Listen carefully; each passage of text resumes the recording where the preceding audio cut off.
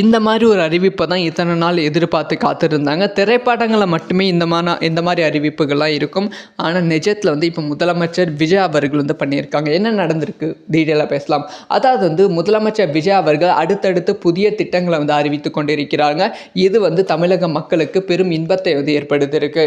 So பள்ளி கல்வித்துறைக்கு ஒரு மிக முக்கியமான அறிவிப்பு வந்து கொடுத்துருக்காங்க. ஸோ என்னதான் வந்து கவர்மெண்ட் ஸ்கூல்ஸ் வந்து இன்ஃப்ராஸ்ட்ரக்சர் சூப்பராக இருந்தாலுமே இப்போ வந்து பேரண்ட்ஸ் எல்லாமே வந்து ப்ரைவேட் ஸ்கூல்ஸை தேடி போகிறாங்க.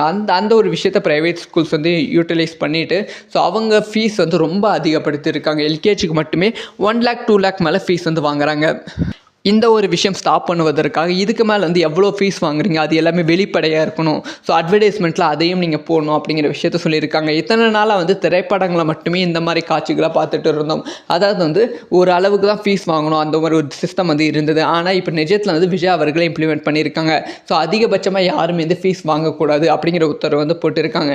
இதனால் வந்து ப்ரைவேட் ஸ்கூல்ஸ் வந்து மிகப்பெரிய அடி வாங்க போகிறது. பேரண்ட்ஸ் வந்து இதுக்கு மேலே அதிகமான ஃபீஸ் வந்து ப்ரைவேட் ஸ்கூல்ஸில் வந்து கட்ட வேண்டாம். இந்த மாதிரி நடவடிக்கைகள் எல்லாமே வந்து விஜய் மீது ஒரு பெரிய மரியாதையை வந்து ஏற்படுத்தியிருக்கு. அடுத்தடுத்து வந்து விஜய் அவர்கள் தொடர்ந்து இதே மாதிரி நடவடிக்கைகளை எடுத்து தமிழக அரசியலில் வந்து புதிய உச்சத்தை வந்து தொடுவார் என்பதில் துளியும் மாற்று கருத்து கிடையாது. இந்த ஒரு விஷயத்தை பற்றி உங்களோட ஒப்பீனியனை கமெண்ட்டில் லீவ் பண்ணுங்கள். இந்த மாதிரி எல்லா விஷயம் தெரிஞ்சுக்கணும் சப்ஸ்கிரைப் பண்ணி சப்போர்ட் பண்ணுங்கள்.